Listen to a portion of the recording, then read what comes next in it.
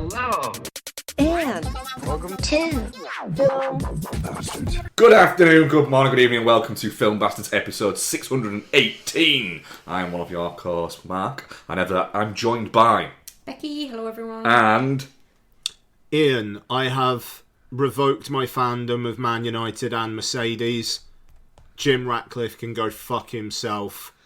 We already knew he was a scumbag, but holy fucking shit. yeah, And it's... Jose Mourinho as well. You're a cunt. Yeah, Jose Mourinho is a piece of shit. He's well and truly, unfortunately, showing his true colours. I am going to just speak a little bit on this then quickly, if I can. If I can Pay your fucking tax. You want to complain about the state of the UK? How about you pay some fucking tax and contribute to society then, you dickhead? Yeah. Sorry, go on. Right. I'm not a Manchester United fan, I'm a Liverpool fan. So it's supposed to be bred into me that I hate and despise Manchester United, but I'm not like that. Sorry, Becca's just doing something. Sorry. But I'm not like that. That's not the way I view my fandom for that. The annoying thing is, this is what happens when you allow football clubs to essentially... It is a bit of a version of sports washing.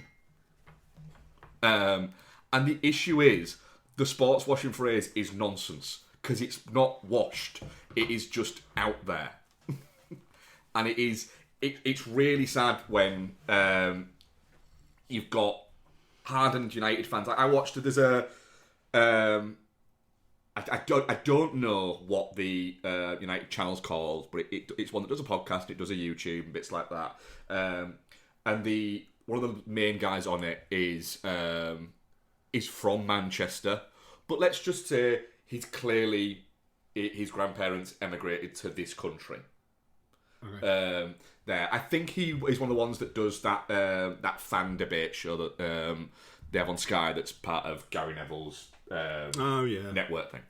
And he's to be fair, I always, whenever I sort of watch that, I always quite like him on that. He speaks quite well of United and bits like that. But they spoke to him, did an interview with him, and he sort of discussed his feelings around it. And if anyone's interested, I suggest you track it down and watch it, because he speaks brilliantly on it. Because he's very much like, as a United fan, it's really sad. It hurts. It's not Carl Anka, is it? It might be. He does the Athletics United podcast as well. Yeah, it might be him. Yeah, but yeah, he speaks about it really well. But he speaks about it from both the United fans' perspective and the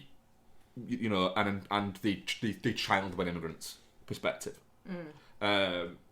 It's just the annoying thing is that what we constantly hear is that because some footballers come out and spoke about it, is they should stay out of politics, stick to football. Well, then fucking Jim Ratcliffe should stay in fucking chemicals and stay out of politics. Shouldn't they? You know, if that's what we should do, then we should only be allowed to talk about what we do. Then he should just talk about chemicals and how his chemical companies are losing billions. And how, actually, when you drill down into it, he's a terrible businessman. Oh, yeah, and maybe don't ask the UK government for loans so you can build your new stadium. Yeah. But remember, Ian, he's Manchester through and through. He was raised and grew up in a council estate in Manchester. He's a Manchester boy. He grew up about 7 or 8 miles away from where we live. And we live like 150 miles away from Manchester. Yeah. I don't know. I've supported United for like 35 years, I'd say, and it just, it's just the fucking scumminess of it. Like the Glazers, obviously, like loaded the club with debt and did all sorts of bad things there.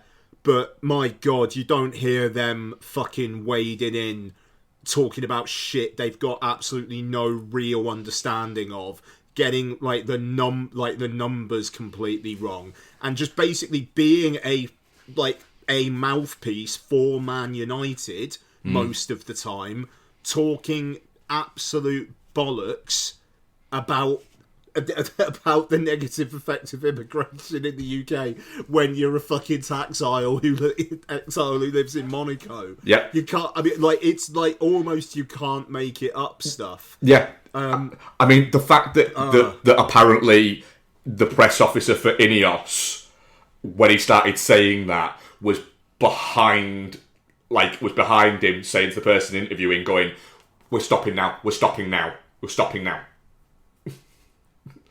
And literally, it was like clearly they went, "What the fuck have you just done?" After that,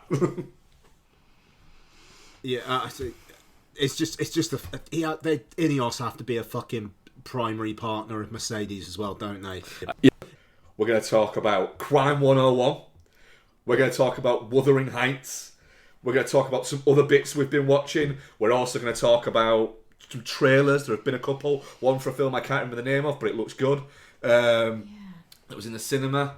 And yeah, we're a Pod Syndicate podcast.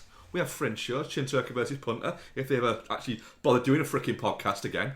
Leave them alone. I'm only joking. Is that a lot on? Do you know what?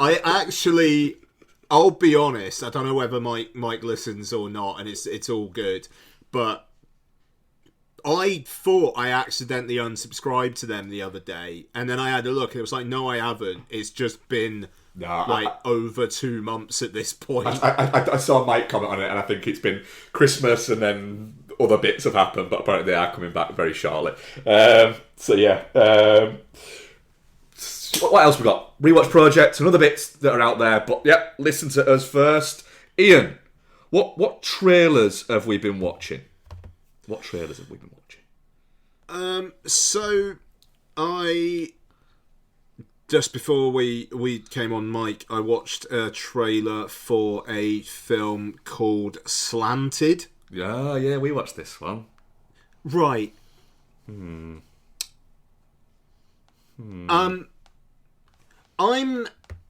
a little unsure that this is the film that's needed right now, but I don't know. Maybe it is. I don't know. We both watched it, didn't we, Bex? And then both said the same thing of, I don't know how comfortable I am with that. Just the actual... McKenna Grace was the fucking Egon relative in those Ghostbusters films. God, yeah, she was, wasn't she? And now... And then she was in that that one with Alison Williams and Dave Franco where their partners were having an affair and they were in a car crash. Regretting You, maybe? Yeah, or I think that's what it is, yeah. Something like that. You know, and now she's in what is essentially like the Margaret Qualley role in what this trailer says is Mean Girls Meets the Substance. Yeah. And which feels a little bit like, really? I mean, that's a mad career trajectory, and I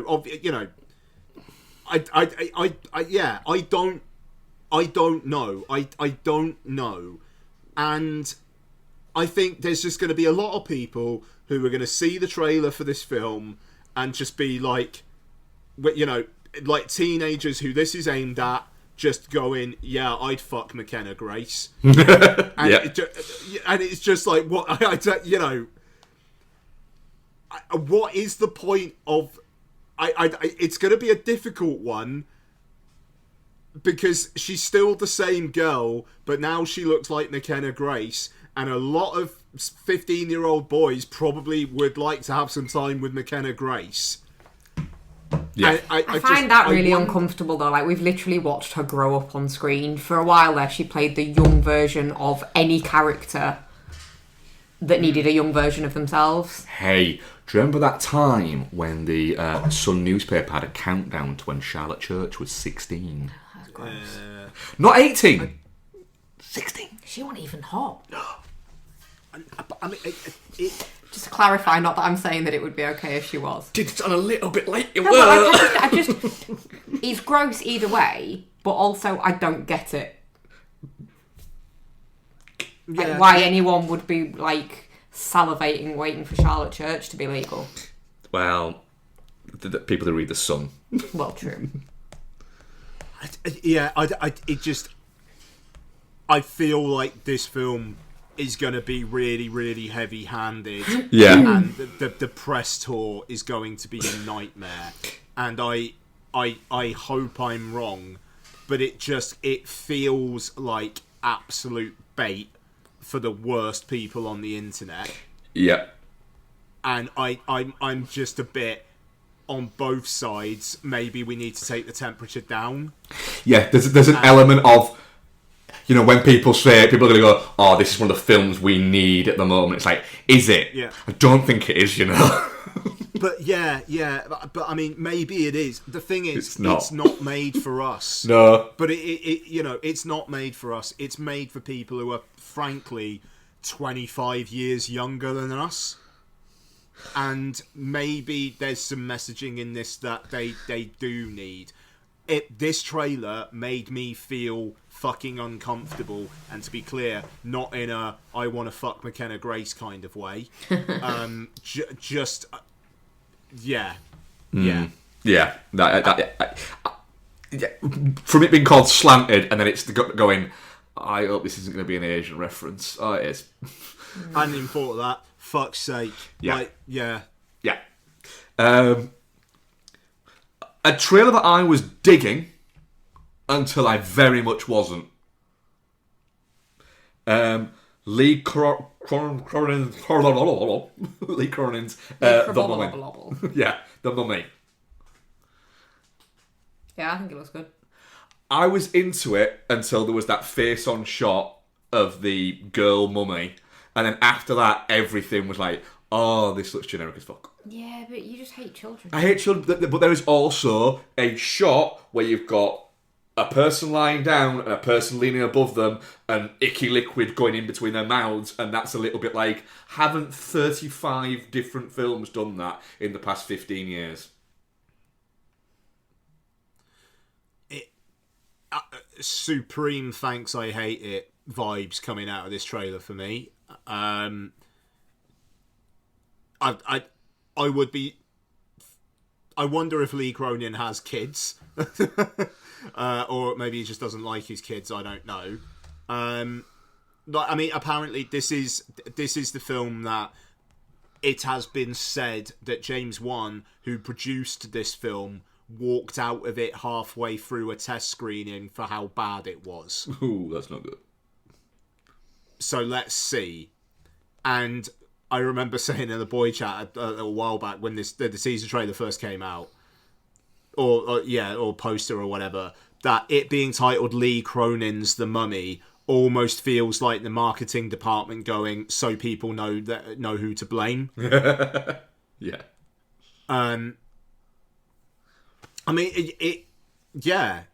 it's an interest. I mean, it's kind of an interesting concept, but also, how the fuck does that little girl end up trapped in a sarcophagus for 15 years? Yeah. Like, what is the story behind that? Like, if it's going to turn out that this is based on Kate and Jerry McCann, then I don't know, maybe fair enough, but otherwise, like, how does that happen? Well, we'll find out in a few weeks. You guys will find out. I'm not sure I'll see it. You like looking at that, so. Do you know what? I think it's quite heartening that they're making a mummy movie that isn't just your generic mummy story. Sure. That I don't need another boring mummy story. This actually looks quite interesting. A live mummy, an animated, like, she was a little girl and she's like, is she dead? Is she not? Whatever kind of thing. Like, it's just an interesting take. I never really got on with the mummy story. I always found it quite boring. No, but there's like a 2027 release date for the actual proper mummy. Oh yeah, that'll be banging. That'll be banging. Yeah. I was reading an article. Sorry. Go on, Bex. I was reading an article the other day that was saying that the existence of the Brendan Fraser Rachel Weisz's The Mummy explains why so many millennials are bisexual. I read that article. Yeah. Hot take, but you know. I felt a little bit like, I think this is just that you want to fuck other girls, but whoa, to the writer, who was very much one of those people who like identify as queer, even though you're clearly in heterosexual relationships with that. Yeah. Oh, do you know what though? That is very exciting news. Yeah. I think the fact it's the Ready or Not and the last couple of Screen guys like directing it's like really interesting as well. And they're writing and directing it, and apparently it is them who have gone to, we want to do this, we've got a really good idea. And then when it was pitched, it was like, that is actually a really good idea, yeah, let's do it. Yeah, Weisz and Fraser do not have to come back for this. The fact they are... No, and that's cool. And apparently it was very much, we will not make it if it's not them two.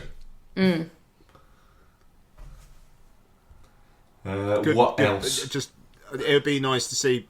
Can you imagine if Fraser just gets absolutely fucking ripped? Oh, I'd love it if he got jacked.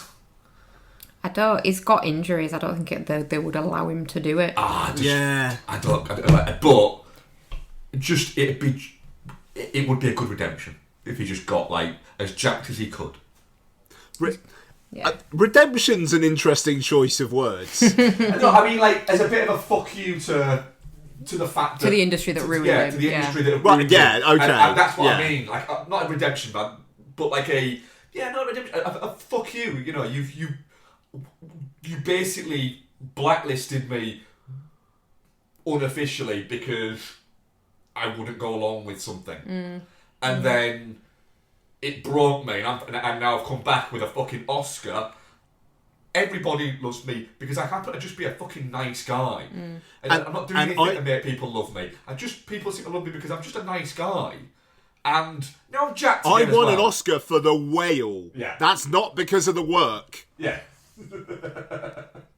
It was very much a, look, we can give him one for this. Do you guys remember when that film started and the opening shot was Brendan Fraser masturbating? Yeah. And then Sadie Sinks, his daughter, who he thinks is amazing, and he keeps on telling her how incredible she is. And she is the biggest piece of shit imaginable. There's been a run for a few years where people received Best Actor awards when you're going to go back and look at it in like 20 years' time, you're going to go, that was weird, wasn't it? Like, Brody, for The Brutalist, like, he literally... They announced his name, he spat out some gum, passed it to his missus, and it was immediately, we've made a mistake. Yeah. Remember Will Smith won one? Yeah, I mean, the thing is, if Brody didn't win, Chalamet would have won. Yeah. If Chalamet won, this year, either DiCaprio would get his second, which seems pretty cool, or Michael B. Jordan or, Wagner Moura would have more of a shot. Or Ethan Hawke, for fuck's sake. I still think there's a chance that DiCaprio nicks that. I just got a feeling that I think there's a little bit of Timmy Shells is starting to grate on people. The thing is, if he gets the Oscar, then he can chill out. Have you seen the that thing he did with Chris Nolan? No. He did like a Q&A thing with Chris Nolan talking about Interstellar, and Chris Nolan like quietly slaps him down a couple of times. Like basically tells him that he was a little bit at one point that he kept on doing something that really annoyed him when he was doing this performance. He kept doing this and it annoyed me. And it's clearly they have a good relationship. But at one point he says something and Chandler goes, I'm like a 30-year-old like guy now. And Nolan goes, no, not to me. You're still 17 to me. Oh. But like, he also opens the Q&A with like, so Chris, I'm doing some exceptional work at the moment, aren't I? And Nolan just gives him a bit of a withering Did he look. really? Yeah, he does. He needs to chill the fuck out because he's starting to like. It's the whole. Like, his whole personality, the reason why he was becoming popular was he had this infectious personality. Now he's kind of just coming across as a little bit of a prick. Yeah. And I don't think he is. He's coming across as very cocky. But he's coming across as a little bit too cocky. And that doesn't really tend to wash that well in Hollywood. No. I- Confident, tolerate yes. it. Cocky is different. Yeah. I thought it was funny, like not weekend just gone, but the weekend before they had the Directors Guild Awards, and Christopher Nolan's the president of the DGA at the moment, and multiple people just referred to him as President Nolan, which is just fantastic, you know. And it like, and so, I can't remember who, but somebody was just like, President Nolan, oh, it's nice to actually be happy about someone you can call Mr. President again, you know, and stuff like that. But then somebody else actually said, like, President Del Toro's got a good ring to it as well, you know, and there's, like, because Guillermo Del Toro's, like, loved by the industry, Yeah. and could he be the next president as well? But, yeah, Nolan, I feel like he's basically in the Steven Spielberg spot, even though Spielberg's not actually like retired or dead yet. No, but in terms of that position. Yeah, he's definitely taken over that mantra, hasn't he? For sure. So we got a trailer in the actual cinema, didn't we? Mm-hmm. Well, for a start, we got another Scream trailer. I am fucking hyped for this. And I didn't mind the look of the latest Scream trailer, actually. I am dragging you there on the first day for this. Because I have not been cool on the what is it. You haven't been vibing. However, I do think what I predicted after Scream, was it 6? Was it 5 or 6? The last one, the first one of the new ones. No, the first one of the new ones was 5, and then 5. 6 was the one that Neve Campbell wasn't in. Right, so it's 5 then. Yeah. After 5, I predicted on this podcast that they should bring Stu back by just claiming that he didn't die, but he'd been in a mental asylum since, and apparently that's what fucking happens. That's the thing, because Well, you can tell it's him from the surprise. No, it's in certain screenings in the US this weekend of something, I can't remember what it is. The Scream trailer, he's in it. Nice. Sick. Oh, really? I just thought he was going to be AI, like a deep fake on the phone. No, apparently, I can't remember which film it is, but there's a trailer that will be out this weekend where you actually see him in it. Apparently, I read. Oh, that would be fun. I mean, hey, look, it's Kevin Williamson writing and directing it. That's interesting. He didn't have to come back. Let's see how it goes. Fucking McKenna Grace is in this bloody thing as well, even though I think she's going to be a pre-credit kill. I think she'd be a pre-credit kill. She's everywhere. Yeah, she really is. She's not that. No, I mean, and also, this is the first screen to come out in IMAX. Fair. This opens next Thursday, but it's only doing evening showings. I might go see this in IMAX next Thursday, even though not for one moment is there going to be anything that's going to justify it being in IMAX. But no matter how long I live, nothing I ever see in IMAX will be less justified being in IMAX than Madam Web. That's fair. That is fair. We also got a trailer for a film I've not heard of, a Brit flick called Finding Emily. Yeah. Oh, yeah. Yeah, so it's Angora Rice and that Spike Fern guy who was he in one of the Alien Romulus? And he was in that Ella McKay that you watched the other week, Ian. Yeah, that's right. Yeah. And Minnie Driver is also in this. And I think it's set. I mean, it's set now, but it's about a young lad who meets the girl of his dreams on a night out and writes her number down wrong. Missing one digit, innit? He misses a digit, and he can't find her, but he just knows that she's called Emily. So he goes on like a quest to try and find her. But hang on. It's just missing one digit. Why can't he just call 10 different numbers? That's a probable thing, yeah. Don't ruin it, Ian. I'm sure they'll... let's see if they pick that up in there. But where's the missing digit? That's the That's issue, the isn't bit, it? yeah. Hang on.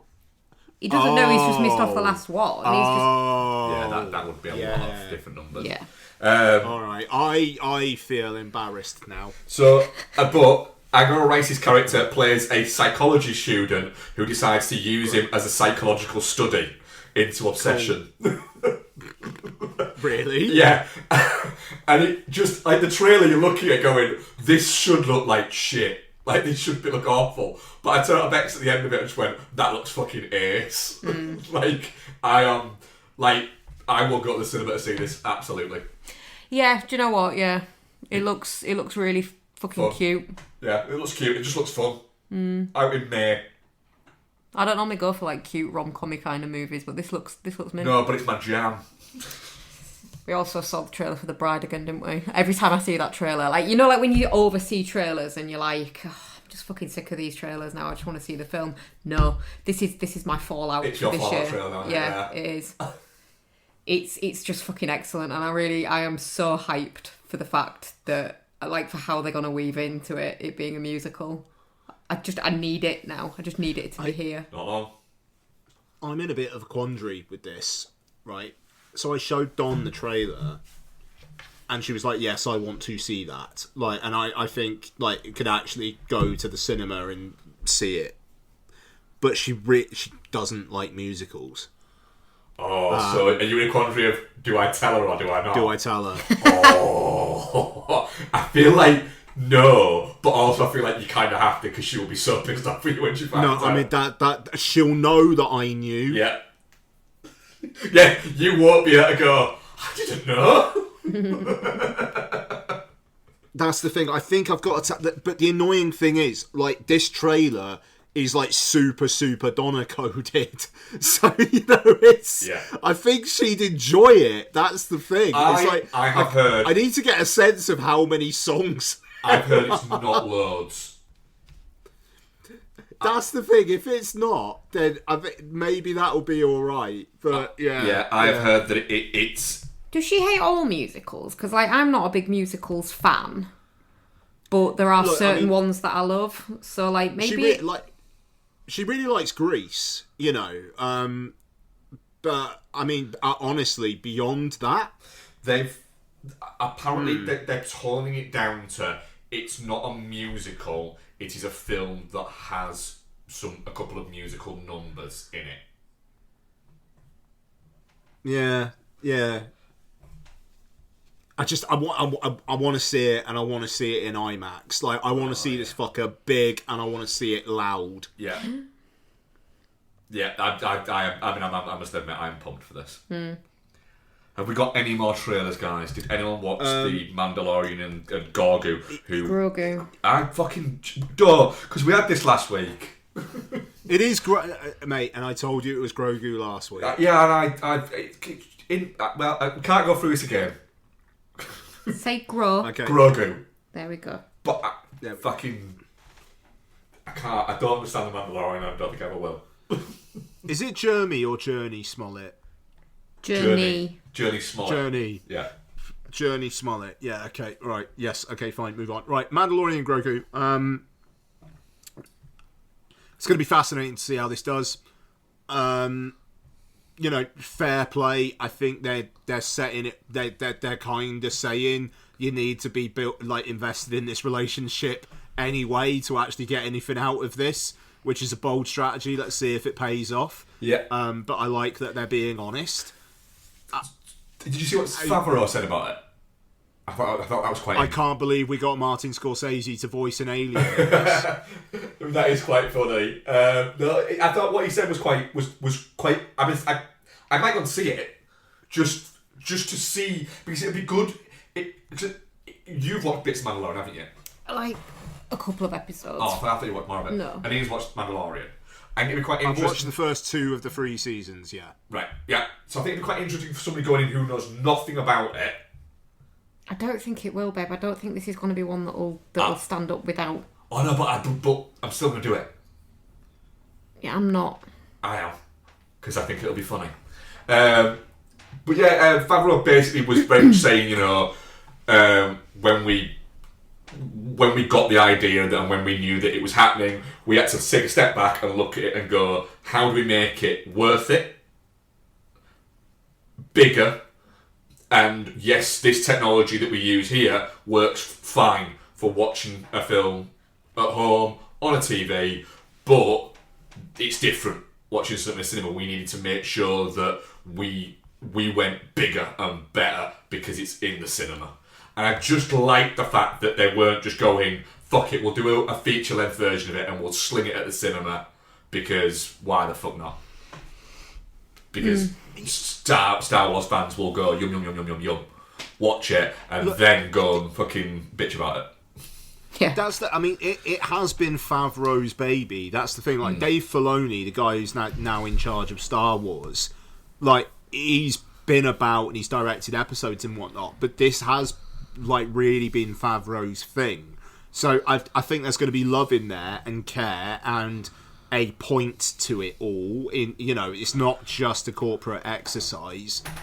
And he's directing Favreau. Yeah.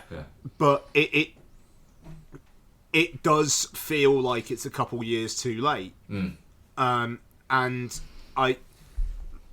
it just needs to be like a 4 out of 5 solid and like entertaining thing and great. And then we can hopefully move on, and then we've got Starfighter next year, which is just like an entirely new cast. And and let's see how that does. This trailer basically tells you, yeah, it's those two again, and we've got at least one sequence in here that is bigger budget than what we did in the show. I didn't ever think I'd see that David Klein was shooting a Star Wars movie. The Clerks cinematographer is the director of photography on The Mandalorian and Grogu. Yeah. Fair fucking play. I think he did a lot on the. He's done a lot of stuff for the TV show. But yeah, David. I did not expect to see that. Jeremy Allen White's in it. Yeah, he voices a hut. Yeah, he voices Jabba's lad. Rotter. Yep. Fuck it, I'm going to see this. Martin Scorsese's voicing an alien in a Star Wars film. Come on. Yeah. And I think I've said this before on the show, but literally the week this comes out, we're at Disney World. Like, it is going to be popping off there. There's an IMAX in Disney Springs that I'm going to see this, and people are. It's going to be rammed and rowdy. Like, that is going to be fun. There's going to be people in helmets. Yeah, me included. Yes. Right. Any more? Nah, you're good. Fuck it. Let's review a movie. Let's have some fucking bad dreams in a fucking night. Let's go to Wuthering Heights. Emerald Fennell's Wuthering Heights. Who's he got in it? The speech marks. Yep, it's got Margot Robbie in it. It's got Jacob Elordi in it. It's got Hong Shao in it. Martin Clunes. It's got Martin Clunes in it, which is just fucking wonderful. It's got Alison Oliver in it. What's it about? It's Wuthering Heights. I'm going to have a look and see what IMDb says, because this could be quite funny. I've not actually looked. It's Wuthering Heights, but like the last third's cut off. And a bunch of shit doesn't happen that is in the book, and Donna was very mad when I told her. Yeah, I mean, she could watch one of the other 65,000 versions of it. Wow, shots fired. No, that's not a shots fired at Donna, that's a shots fired at everybody who's been bitching about it. It's not like it's the first adaptation. A passionate and tumultuous love story set against the backdrop of the Yorkshire Moors, exploring the intense and destructive relationship between Heathcliff and Catherine Earnshaw. Right, okay. Bex, you didn't want to see this. No. No. I spent all fucking day dreading going to see it after you'd said that was the one out of the two that we were seeing at the cinema that day. And then fucking loved it. Wow, really? See, my thing is, and I do empathise with this because I do read and I like. I've read Wuthering Heights. Love the books that I read, and when people and you've adapt always them, wanted veiny walls. No, but when I watch adaptations, bad adaptations, or inaccurate adaptations of films of books that I love, it irks me. So I get it. I have no. Sorry, you distracted me. I have no emotional attachment to this book. The Brontes and the Austens of the world can get in the fucking bin for me. It's just not shit that I like. It's just the shit that survived. Yeah. So I don't have any kind of like emotional attachment to it. So going into this, I wasn't expecting anything in particular. And I think that probably makes it easier for me to like it if it is very inaccurate. But yeah, it's just fucking mint. There's bits of it that are annoying. There's some childishly horny bits in it that are just a bit like, come on, Emerald, grow up. But it does what it does really well.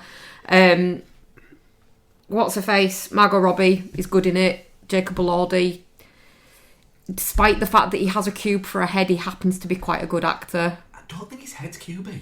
It's very joy. He looks like he's been Lux Maxim. He's really good. He's the best thing in fucking Frankenstein, and he's the best thing in this. Apart from that rabid girl, she's funny. Yeah, she's fucking funny. Alison Oliver. Yeah. Oh, yeah. More of her, please. Isabella's mint. She's just mint. Yeah. There was a lot with other characters. It's like, I didn't know this would work for me. But yeah, really, really shocked actually. Good. Yeah, I'll be honest, was dreading both movies this week, and I am really happy to be wrong on this one. Oh no. Okay. Really, really fucking thrilled to be wrong. We can have a fight in about 25 minutes, half an hour. No. I genuinely, because I don't like Saltburn. I think it's just. It's crass for the sake of crassness. It's shocking for the sake of shockingness, and the story is secondary. I don't like it. Promising Young Woman's very good. And I was really, really concerned about this. Especially like from the trailers, it looks shit, to be perfectly honest. The trailers for this movie are crap. The film is not, and I'm really glad about it. Ian, what did you think? Okay. I think it looks awesome. Linus Sandgren's cinematography, I loved. I loved it. I think Jacob Elordi, ace. Really, really good Heathcliff. Fair play for the accent as well. Alison Oliver, like, fucking ace. There's something, like, chilling but funny. Yeah. About her, like, being on that leash and saying, but I'm already home, or whatever it is she says. And it's like, fucking hell. Can I just very quickly interject on a thing you mentioned about the accent thing? So, I don't read reviews on things before I watch them, because I don't want to be influenced by reviews. That, and often reviews will say it'll be tagged as not spoilery, and then they will spoil something. But since then, I've read a lot of reviews of people of criticising Elordi's accent, and I'm very much like, I live round here. I live round this accent. Trust me, he sounds like a lot of people. He sounds like he would be perfectly at home asking someone if they were all right, Duck. Yeah. Yeah. Yeah, you would happily overhear him in the pub we go into. Yeah. Sorry, Ian, carry on. Yeah, no, that's good to know. Yeah, Martin Clunes, I really enjoyed him as well. Yeah, actually. I was quite surprised by that. When I saw him in the title scroll, I was a bit like, really, Martin fucking Clunes? But he's really good in it. Yeah, like, I just think he nailed that part. The production design, I think some of it. I mean, so I said on Letterboxd that the production design was by a sentient mountain of cocaine, which, yeah, right. So in the boy chat, I said like that essentially that, and then Noel replied, "What, like penis walls?" And I said to him, in not one of my brightest moments, and I'm surprised this didn't get called out more, is that in the book? I was driving at the time, so I was listening to this conversation as it was coming through driving. And I did think, have I missed a message in between? You asked if penis walls were in the book. Right, because it's not a million miles away from, like, just her skin and veins being on the wall. There's a great moment in the film though where she looks at the mole. She's like pressed against the wall and kind of gives it a look. Absolutely. But and then Noel was just like, no, and it like he was just taking the piss. But it was such a weirdly, you're just a little bit off, but you're not far off. That it made me think, oh shit, and then I read up a little bit more about Emily Bronte. It was like, obviously not. Okay, fair enough. So, right, Margot Robbie, I'm just going to rip the Band-Aid off here. I think Margot Robbie is miscast in this quite badly, and unfortunately for the most obvious reason. Her basically playing, at least in the first half of this film, a horny teenager. No, I'm really sorry. No, she's too old for the role. If that's what you're getting at, that is exactly what I'm getting. But I don't think she acts it that well either. And no. And the last hour of this film was interminable for me, apart from Alison Oliver and what was going on with her. Margot Robbie just like lying in that bed and just like, no, I'm not going to get up. And the Nelly stuff, like, because apparently in the book she's not nearly as involved as she is here. And like, just no. And like the whole, this is one of the greatest love stories ever told. I mean, apparently the book is not to that at all. It's about class warfare and revenge. But this film, where one of the taglines for it is the greatest love story ever told, no, they're both horny for each other and then basically destroy each other because like she won't admit that she won't just like give in to her horniness. No, that's not. If this is Emerald Fennell's idea of a great love story, yeesh. Will also say though, the Charlie XCX score I thought was great. So that's the thing. I gave it like a 2 out of 5 on Letterboxd, and I think that was actually pretty harsh, and I might need to up that. But the last hour, I couldn't. Apart from the Alison Oliver stuff, I couldn't wait for it to end. Fair. One thing I will say is I keep reading about how raunchy this film is and how horny it is and how shocking it is and all this kind of stuff, and it's like you watch it and it's like it's actually awfully vanilla. It's vanilla. Yeah. It's a little bit like, do you remember when Challengers was this really horny film, and it was basically like horny and like illicit for people who think that Doggy is a little bit adventurous.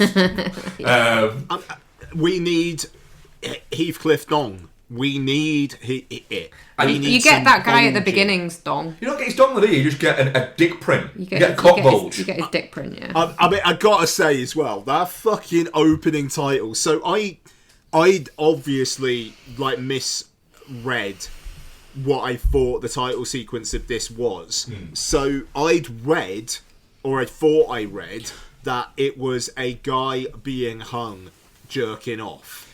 I did read that as well. And it's not that, but it's the sound that sounds like he is.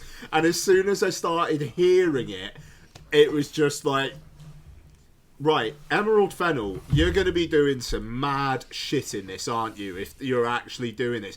And then, all these people are, making out, and, I think there's a nun looking like... horny. She's turned on. Yeah. And it's just right, is this just going to be, 2.5 hours of just rutting?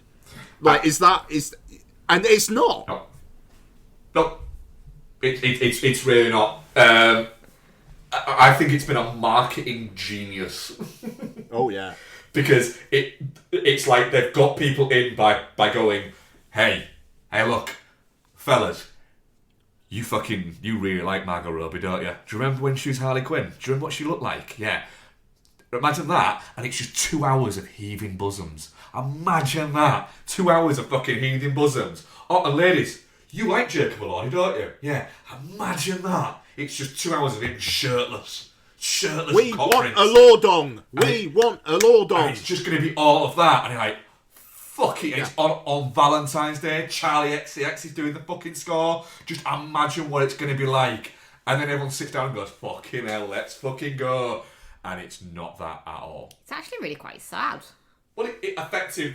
This version of it, ignoring the book, this version of it, effectively is what Emerald Fennell seems to have honed in on. Is it's these two people who have grown up in effectively the way that they've been shown love is also in an incredibly cruel way. And it's how do two people like that show love? It's through this absolute fucking veil of cruelty to each other, and it ends up quite literally killing one of them. I thought I was looking forward to how much Emerald Fennell was going to piss everybody off, because I just think it's quite funny. I enjoy cinematic provocateurs who are actually cinematic provocateurs, not just ones who think they are, looking at you, Lars von Trier. So I like that element of it. But I think there's a lot of people that won't have gone to see this because of the publicity. Well, there'll be a lot of people who go to see it so that because of the book. No, they won't, because all of the reviews have been... There will be loads of people who are going to see it to basically compare it to the book. There will. Yeah, to be contrary, but people that actually like movies, that like Wuthering Heights, if they're reading a review and it's like, oh, it's disrespectful to the book, blah, blah, blah, they won't go see it. The people that don't just want to watch a childishly, pathetically horny version of Wuthering Heights won't have gone to see it. The people who did want a childishly, pathetically horny version of Wuthering Heights will be disappointed. It don't matter because they paid already. No, I know, that's a stupid argument. I'm not saying it's the right argument, Rebecca, but I'm just saying that is literally how Roger Corman made millions. I'm not on about the money-making element of it. I'm just saying, don't advertise it as something it's not. And then maybe you'll just get people that actually want to see. It's quite a well-crafted movie. Yeah, it's but good. I just think you're going to get people in by being horny, and then you're showing them a great movie. But I fucking loved it. If we weren't doing it for the podcast, I wouldn't have gone to see this, because it just looked a bit shit from the trailer, and like it was childishly horny and pathetic. But it won't. But there will be a lot of people that won't have, because they don't do a film podcast. Right. I just think it's a bit of a shame, because it's a good film. It's a lot better of a film than the trailer makes it out to be. Yeah, I agree. Man, it was great. I would love to know the Martin Clunes. I want to know why Martin Clunes was in it. how he got involved. How Clunes happened. Yeah, but he's great in it. Record scratch freeze frame. Emerald Fennell is like a Brit, like she knows who Martin Clunes is. Like, and he's been around. He's done stuff. Yeah, but I want to know if I want her sat there going, I fucking loved men behaving badly when I was younger. That's fucking great. I wouldn't be surprised if she did. I wouldn't be surprised if she did, because we actually did a rewatch of Men Behaving Badly during lockdown, didn't we? Yes. With the thing of, right, this is going to be horrible and it's going to have aged like a yoghurt on a side in summer. And it hadn't actually aged that badly, had it? It was actually not too bad. There was bits of it when I was hoping that, like towards the end, like when fucking Heathcliff went back, Neil Morrissey would just be sat in the background, just for no fucking reason. Just as like a village idiot. Just like a village idiot. And like he wouldn't say anything, but people who knew would fucking know.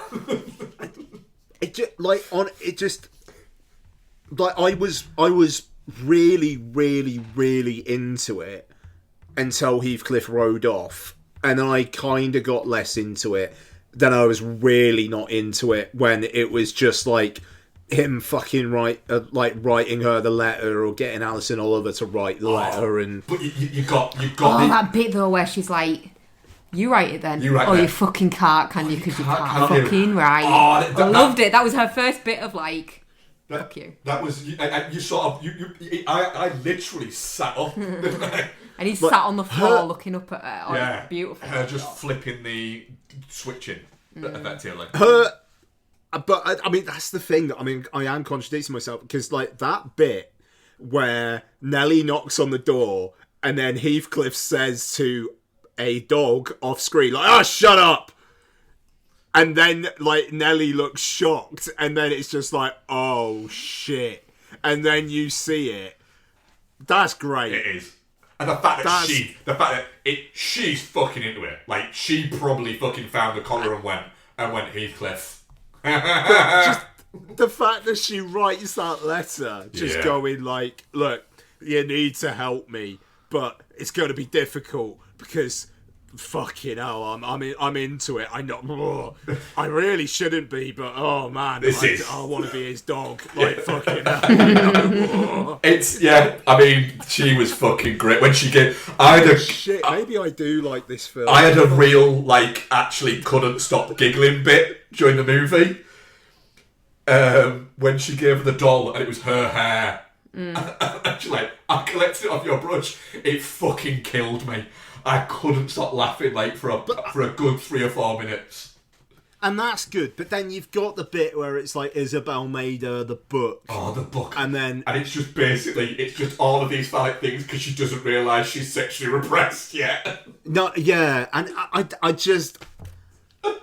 don't, but if I thought, I suppose I did think that was supposed to be funny, but it was absolutely supposed to be funny. I think I'd probably need to give this another go, but I absolutely maintain that Margot Robbie, bless her, I know she produced it and she's mates with Emerald Fennell. She produced Saltburn as well, and I think she might have produced Promising Young Woman. I think she did, yeah. They've got a creative relationship, but just her in that role as just horny young girl. I don't know, even if she just did Kathy for the second half, once Heathcliff returns or something like that, maybe that would have made more sense, but I don't know, probably not, because it was only a couple of years, wasn't it? 5. Yeah. Okay, 5. Yeah. So I mean, she would have been early 20s. Yeah. She is a bit too old for the role. She is a bit too old, yeah. But yeah, and I'll stop banging on about that now, because it's going to make me seem like I've actually, I've got a wider issue, which I don't. It's just I don't think it's good casting, and I don't think she's very good in it. I don't think she's got a lot of chemistry with Jacob Elordi. I'll say that. Because she's old enough to be his mother. No. That's what you said. I don't. She's just very.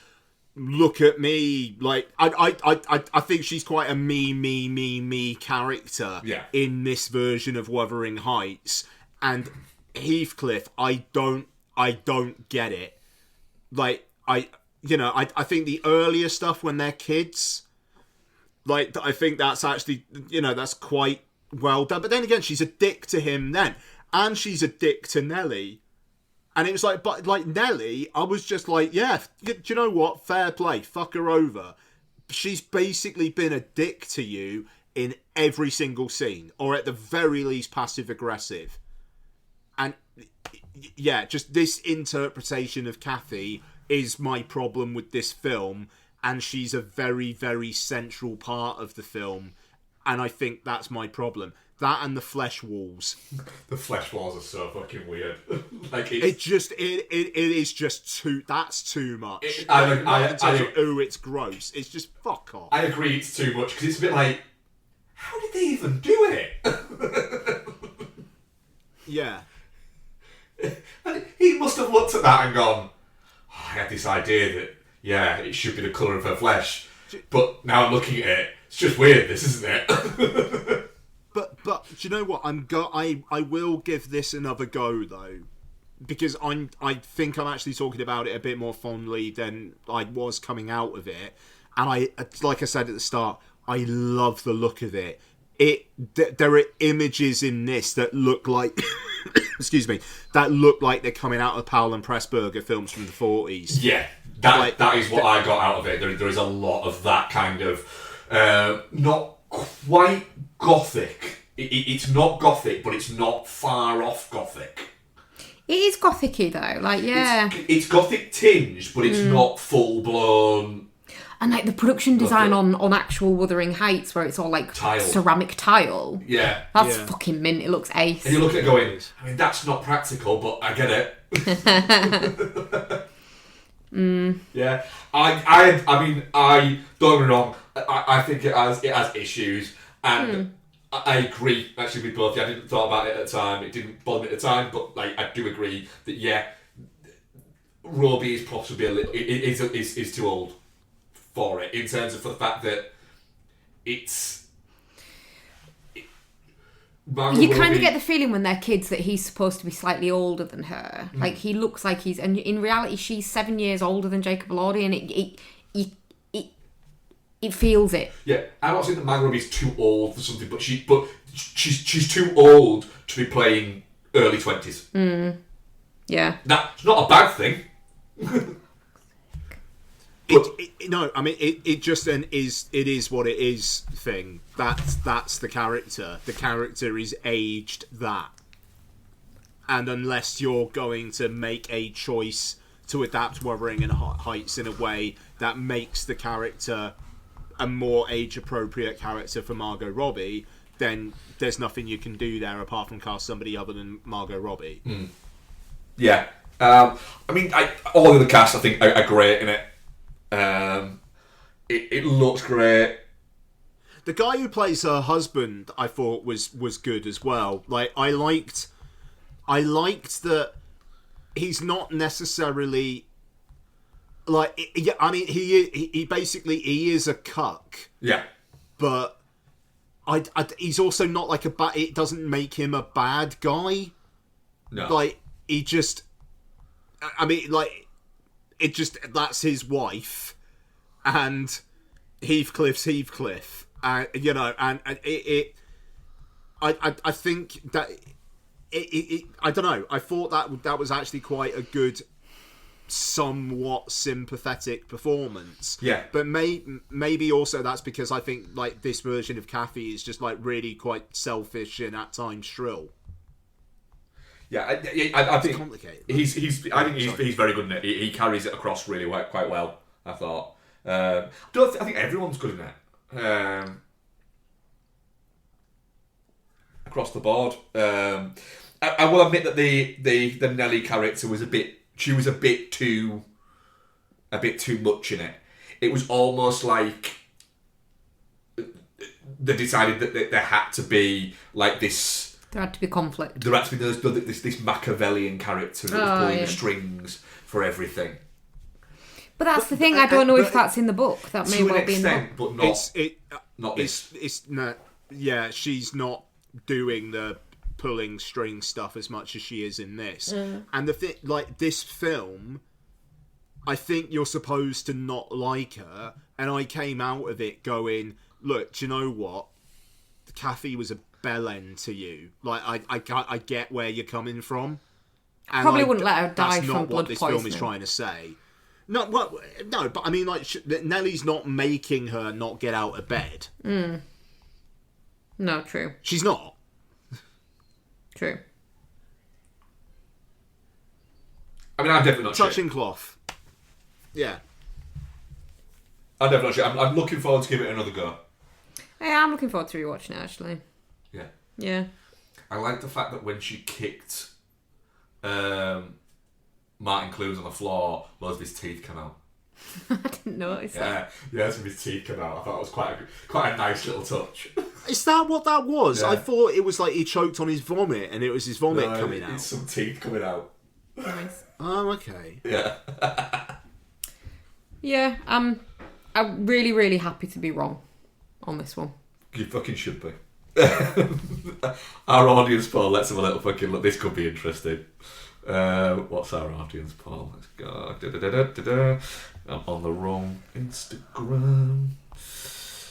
I'm definitely not shit 100%. Oh, fair. Yeah. Yeah.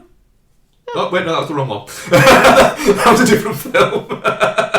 Definite shit Spoiler alert. 67%, shit 33%.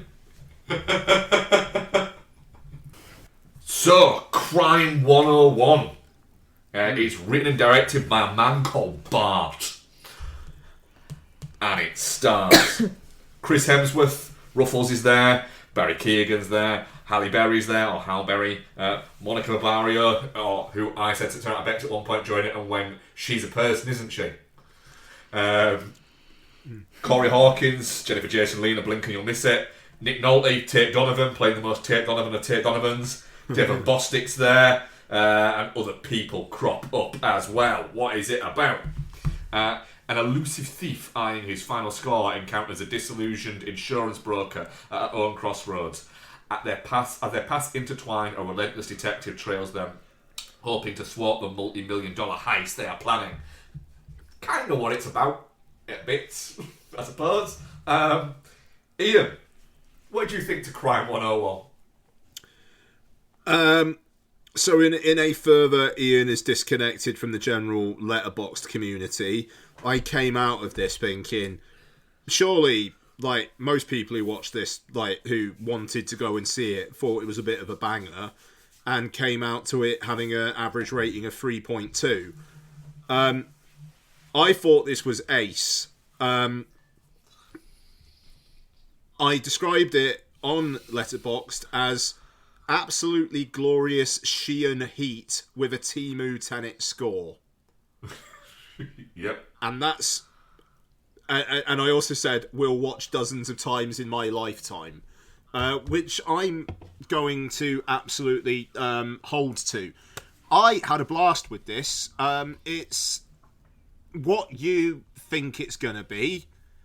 And it doesn't necessarily do anything surprising. But I found it really entertaining. I thought Chris Hemsworth's kind of like professional robber, but he's also feeling existentially like he should be getting out of this life thing. I liked that. I liked the chaos of Barry Keoghan. That sequence where he's robbing the jewellery store. He's really bad and at he is shit at it and only seems to be getting away with it because he's got a gun. That's literally it. Was fantastic. Mark Ruffalo's character arc in this thing is an absolute joy. He starts just wanting to take his morning shit and not being able to do it. No, he's having a sit-down wee. No, he's having a shit. He's lying. Oh, fair. Yeah, no, he totally just needs his, like, 5-10 minutes to just, like, have a read of the paper and, you know, he's just had a coffee and now it's time. And, you know, and his arc, I thought, was brilliant. Where, by the end, it's not that he's corrupt, it's that he's kind of just getting his fucking bag.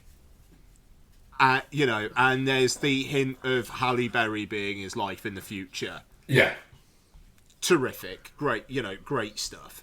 And yeah, that score, just when it did the bang, bang, bang stuff every now and then, I was just like, yeah, someone watched Tenet the night before he wrote this. It's absolutely dad cinema, which is a genre that I've just fit into like a glove. But I do think it's superior dad cinema. I really liked the characters. I really liked the plot. Tate Donovan just as an absolute bellend. And I thought he was great in it. It is Tate Donovan, wasn't it? Yeah, it is, yeah. Yeah, just that was ace. Yeah, he's taped on his face off. Yeah, absolutely. I'm a fan. I think anyone who's like, yeah, Den of Thieves and Heat are my jam. This is like basically crack cocaine. Yeah. To anyone else, probably not. And that's including Letterboxd.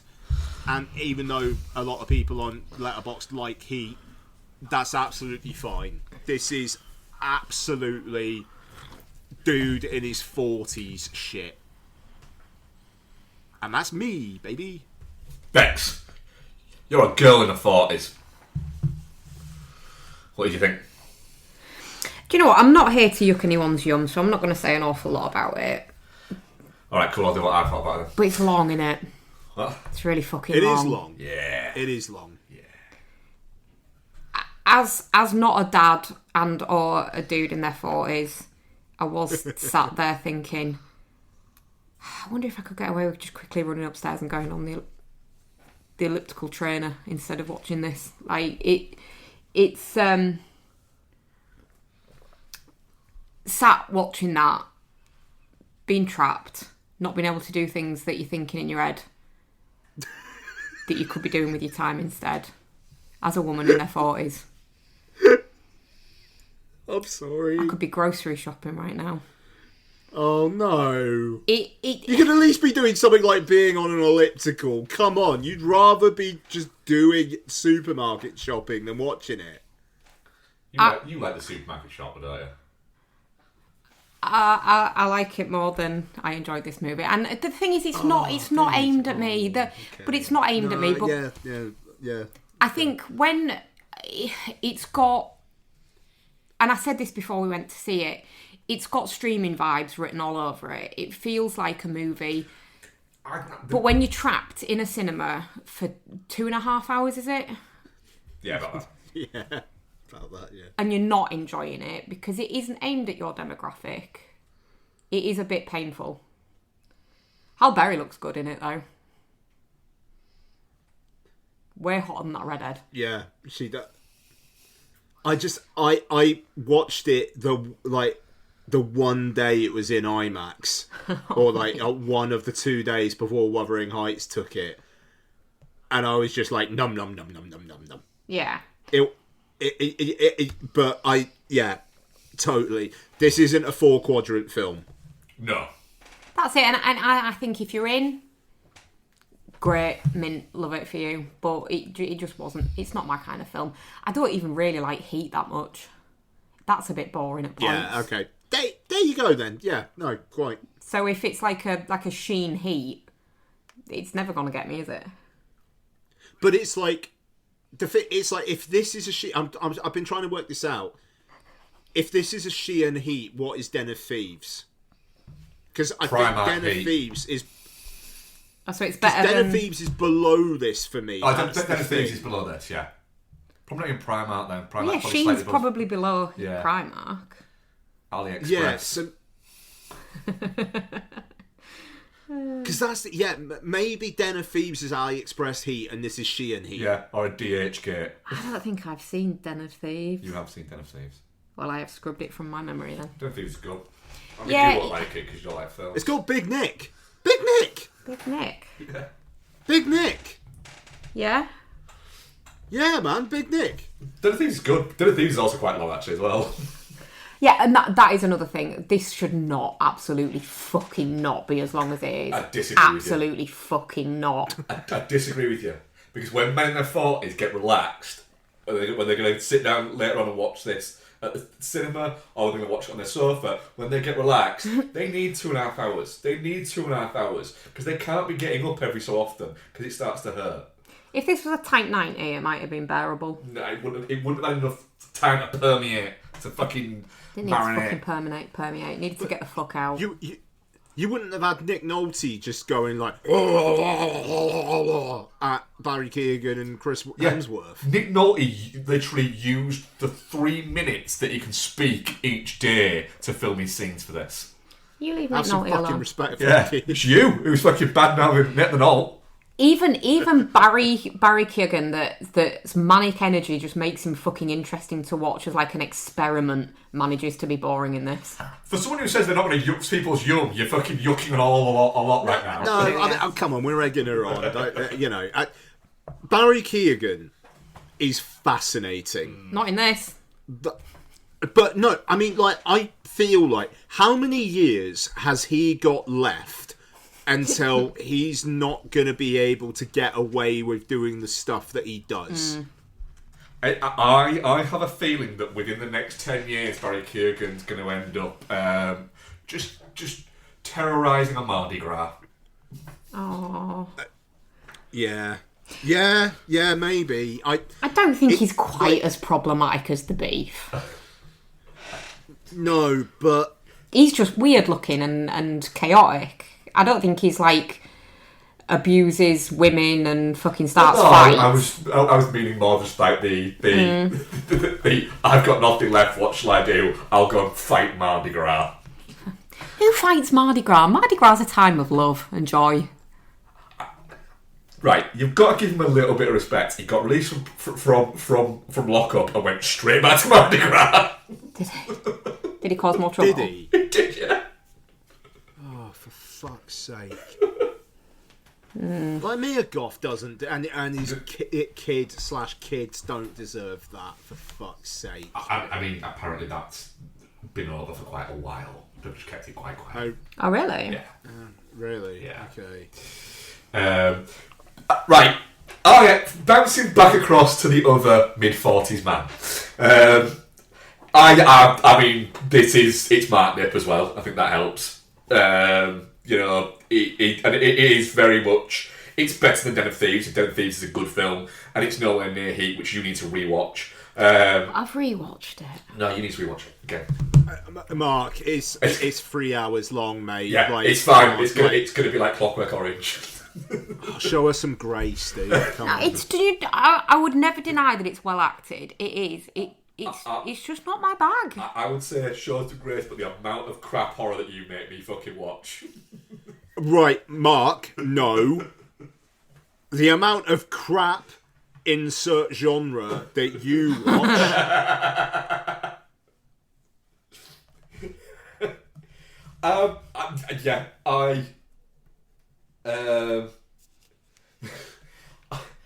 I really liked it. I'm like Ian. I was very much going, fucking just keep going. This is lovely. I mean, the story is fine, but it looks really good. Everybody's tuned in. It's one of those. It's a really nice ensemble piece. It feels like a really good sort of late 90s film. It's still got that post-Heat sheen to it, but it's not.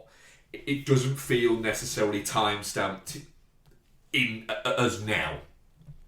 You know, and I quite enjoyed that element of it. Let's say it ruffles like his character arc, the fact that he starts doing yoga and bits like that, and just cleans himself up a little bit. And the Jennifer Jason Leigh for that one fucking scene that she's in, and he's just like to her, how many? So like, is this the first one? She's like, do you really want me to answer that? And he's like, fucking hell, and then just leaves, but takes his cat with him. I mean, yeah, you definitely take the cat. It's just really nice, like when he walks in with the cat, going, "This is our new home." He's my favourite part of the film. Like, I loved that. I mean, I will say, the Hemsworth Barbaro stuff. Yeah. Yeah, like, I'm not nearly as invested in this as the film seems to think I'm gonna be. No. And maybe there's that 15-20 minutes that you could have cut out. Yeah. Maybe it would have been better if he just basically got the heebie-jeebies of, like, my luck is running out here or something, and that was the instigating factor. But, you know, Monica Barbaro's a good actress. Like, I like seeing her in things, so... But, yeah, I mean, she was, like, one of 3 female-speaking parts in the entire film, maybe. I mean, speaking of female parts, thought Halberry was fantastic. She plays that character really, really well. The scene where she fucking chews out what's his name? What's the fucking guy's name? Paul Alderstein, yeah. And she chews him out in front of the girl. The girl's kind of being a bit awkward, but kind of almost piecing it together in her head as well a little bit. Of going... Oh, yeah, because she's giving him a look. Yeah, she's like... Yeah. Oh, yes, I am doing everything you say. And then she's looking at him with, like... And he's saying everything like that. And you're right, I don't want to end up being you. But also, I don't feel sorry for you. Yeah. You're a fucking badass, you're it. I want to be like you, but I don't want to end up in the position you're in. Yeah. There's almost that. It was a really well done scene. The fact that Barry Keoghan's shit at it. He's really shit at doing what he's doing. But he clearly thinks he's fucking mint at it. Well, it's the gentleman thief versus the... Yeah. Hammer to a Young walnut. upstart. Yeah. Yeah. Sledgehammer to a walnut, that's what you're saying, it? Yeah. You guys. I mean, fucking Nick Nolte just gruffly just chewing people out. Yeah.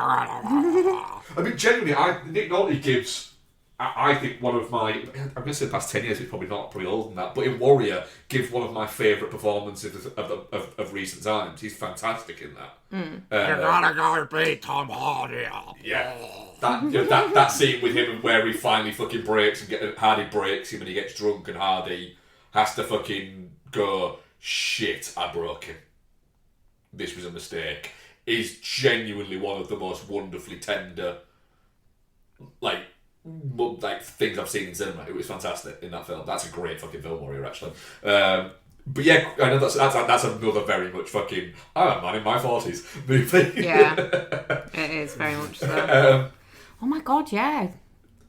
I'm starting to realise why I hate some of the things you love. I'm not a man in my 40s. But what I will say is great is this is the man in my 40s shit that I want. Right? I don't want to constantly be fed Marvel films and Star Wars films and all that shit that you think I want to be fed. I don't think that. No, but the industry. I'm glad that this is now happening. And coming out there, you know, we're getting a few of these. They seem to be coming back into the consciousness.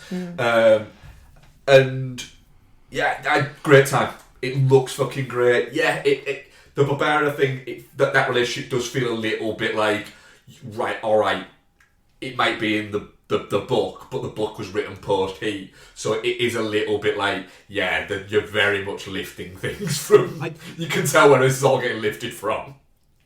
I did like that, like, early on, she's like, I don't think we should do this, because, like, there's red flags and stuff. And then he immediately presents, like, 50 red flags in their next 2 dates. Yeah. And she's still like, no, I'm into you. Like, well, yeah, you said that, didn't you, Bex? You went, you sort of said, all these red flags coming up, but then again, he is Chris Hemsworth. It helps, I think. Yeah. Yeah, it does. Yeah, a great time, definitely not shit. But it is, and I agree, it's a great time for the audience it's trying to be a great time for. In the same way as fucking, and I'm going to use a mad comparison, in the same way as a Minecraft movie is a great time for the audience it's trying to be a great time for. It's almost that level of it. Yes. I'm not like, giving a rating because it's emphatically not for me, and I don't want to bring the average down. Well, we're not calculating these scores. I know, but call it shit. Wait, It you guys feels- not calculating the scores? It just feels mean because it probably is great, but it's just not for me, and I don't want to be a dickhead about it. I mean, this is the film that I got it confused with, and it is 100% definitely not shit. So Well, that's fair. I Evidently, we have a lot of mid-40s male listeners. yeah, probably. 100%. I think this is gonna when we go to America in May. This is going to be an in-flight movie, Oh, that'll be nice, won't it? and I am going to in-flight movie the fuck out of Crime 101. I've just also, a thought. I will just say, go on. Our flight to Crete is 4 hours, right? So I could get this and Accepted, because that's like an hour and 25 minutes. I could get both these in. Sure. Oh, that's going to be lovely. Love that for you. This is just S-tier airplane movie, Yeah. this film. I will just say as well, I love the fact that it's called Crime 101, not because it's like, oh, a course in crime. Yeah. It's like, no, literally, he does crimes down the 101. Great, no notes. Yeah. Yeah, it is really good. Yeah. Right. What are you watching here? Yeah, I got got a few things this week. Oh,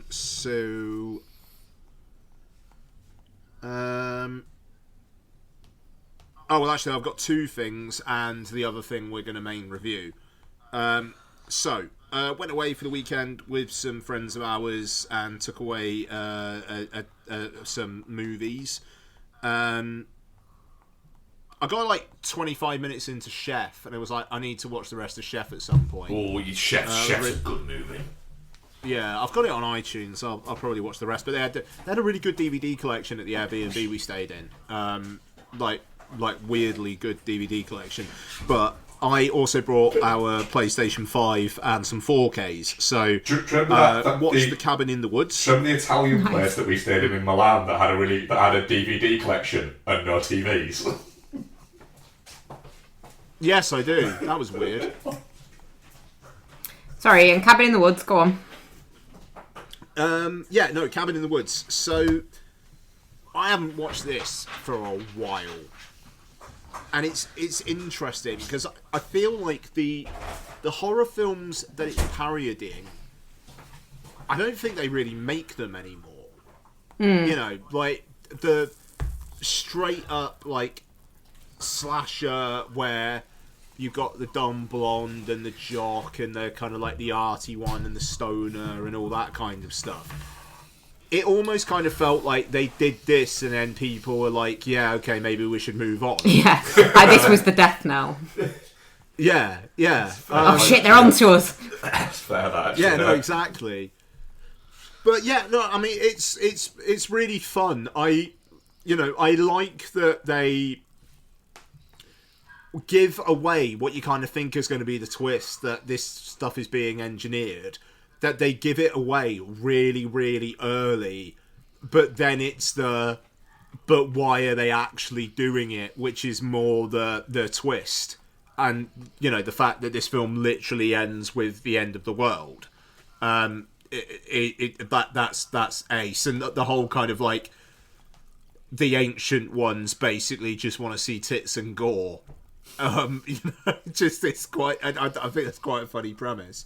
I think the cast are great. Like Kristen Connolly, where's she gone? Like, I liked her. Where did she go? Let's have her back, please. I think this was filmed basically like pre-fucking Star Trek Chris Hemsworth, and he kind of already like dominates the screen. And yeah, Bradley Whitford and Richard Jenkins in their kind of little double act. I really enjoy that. I fucking love the people placing odds on what's actually going to kill them, and like the betting odds on the walls, like great. It's really really fun, and I think it's aged pretty well, just in terms of like, you know, there's no real homophobia, there's no like the sexualized stuff, they're kind of like commenting on it. It doesn't feel like something that a 15-year-old would watch now and go like, what the fuck. Because it's like 15 years old, isn't it? Is it? That's wild. Yeah. Yeah, but I mean, like, it was filmed in like, I want to say it was completed in 2009, because I remember listening. No, I think reading Ain't It Cool. I've just got a memory of being in Florida, and it was in 2009, and we were in like a minivan, and my like now father-in-law was like driving, and I was reading a report about how it was getting delayed because they were converting it to a 3D. Yeah, it finished screening in 2009. Yeah. And then it took 2 years to come out. And I remember for a while I thought, oh fuck, the last film I ever see projected in 35mm might be The Iron Lady. And then before I left the cinema, and then I went to a screening of this on film, and then we did like Grimfest and whatnot. But it was like my thank fuck the last film I didn't actually see on film wasn't the Iron Lady film. Yes. Which is just, oh god, that was a long time ago now. But look, Cabin in the Woods, really fun. My other one, before I hand over to you guys, I didn't actually see this. Tag. Oh, really? Have you not seen? Do you not watch Tag? Right. No. Right. I'm interested to hear what you say about this, because I actually quite like Tag. So, the fact that so much of this film is actually based on something that happened in real life is insane. Like, just the fact that the Wall Street... It's based off of a Wall Street Journal article about these guys playing tag. Yeah. Like the bit where he's dressed as an old woman in the mall actually happened. Yeah. I mean, fair play to them. I love the glow up that those real life guys got. Like, that's amazing. Apparently, literally, they joked when somebody approached them to use it and to use the story. They joked that only if you get really fucking handsome people to do it. And one of them used John Hamm as an example. That's great. Look, I mean, I thought that there was some stuff in there that I was just like, fucking really? Like, spoiler alert for Tag. The fact that Leslie Bibb plays someone who you think is pregnant and has a miscarriage, and then it turns out she wasn't pregnant at all, and she was just really competitive and wanted to help her husband win the game, is... I don't like that. It's one of those where it's a bit much, that. Yeah, and they do call it out in the film, to be fair, but it is just a bit like, you are obviously supposed to think it's funny, and okay, and the whole it turns out Ed Helms has actually got cancer kind of thing. I don't know, man. Can't they just be competitive and want to beat each other in a game of tag? Like, is that not a USP enough for this film? But then you've got to add on this kind of like trying to be heart-wrenching stuff at the end. But I also, like, Rashida Jones, bless her, just in this film as, I'm someone two of the characters want to fuck. Which character's going to get to fuck me? There's nothing else to her there. And Annabelle Wallis playing the Wall Street Journal reporter who just appears in the background in random scenes, despite the fact she doesn't appear to have been in those scenes earlier, just so she can ask a question for the benefit of the audience. Not great, but I thought it was funny enough in moments. It being an hour and 40 long and feeling like it's over 2 hours long, like well over 2 hours long, was a problem. I liked the central four. I thought they were all right. John Hamm can be funny, and I like that. But then also, a real mixed bag on this. The multiple times Jeremy Renner does the Guy Ritchie Sherlock Holmes thing of, I know what move they're gonna pull, and then I'm gonna pull another move thing. Like, it's pretty lazy. I look, didn't hate it, but you know, I don't feel like, oh shit, why hasn't Tag been in my life? I mean, it's no game night. No, I mean that's the thing. It's like game night is the magnum opus kind of thing that you're looking for from a comedy with a really goofy premise. Yeah. And this isn't quite that, but it you know, it's certainly not shit. And that's me. What have you been watching, Bex? On my own, Yeah. I have watched.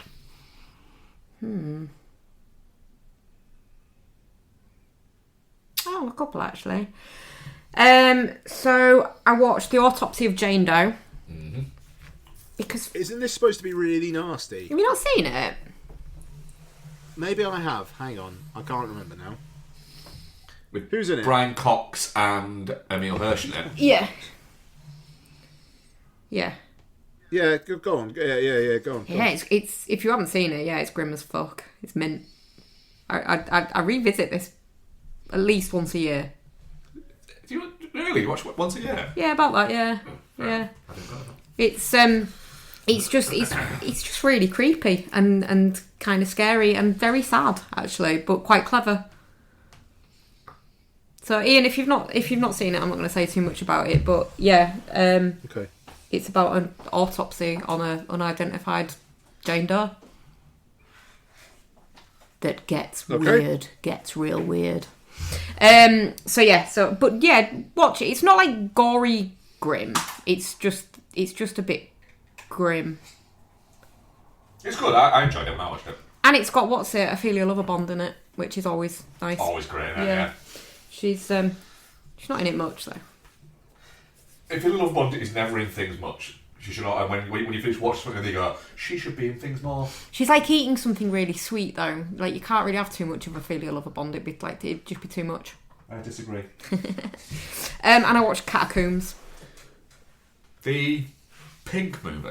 Yeah, I always forget she's in it. Wow. Because I really like Shannon Sossamon, and she's in it. I know you don't like her, but she's in it, and it's the catacombs under Paris fascinate me.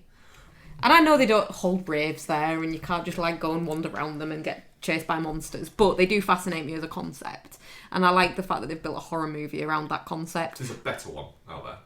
As Above, So Below. Yes. Yeah, no, but that's a masterpiece. You can't do masterpieces too often. No, fair. Catacombs is trash. It eats junk food. It's the type of movie we used to take to the cabin. yeah. It's a cabin watch. I think we did actually at one point with that. Yeah, so you're watching it, and you're like, oh yeah, it's this one with Shannon Sossamon about the catacombs under Paris and the rave, and then Pink turns up, and you're like, oh, this is why I don't watch this more often. And then you forget again and rewatch it, and you're like, oh. I think my issue with Pink's Shannon in. Sossamon is always like everything she's in, she always seems to think that she's better than what she's in. It's like, mate, where are you? Yeah, there is that. But yeah, I really, really enjoy Catacombs. It's fun. I'd kind of put it in the kind of same category as that. What's it called? The Chernobyl Diaries. That kind of thing. Yeah. Trashy horror that's fun. Yeah. And I've been playing a lot of Silent Hill F. Hey! Yay! Nice. How's this going? Really, really good actually. Oh, sweet. I think my issue with it is I played it when I wasn't quite in a gaming frame of mind, and then I died at a couple of points at the same very scary point in the game and couldn't get past it, and then kind of was like, I can't do this right now. And then obviously with, you know, starting a new job and my shifts being quite difficult to work around and stuff like that, and getting my head around that, I've just never come back to it. And then I had a couple of days off, didn't I?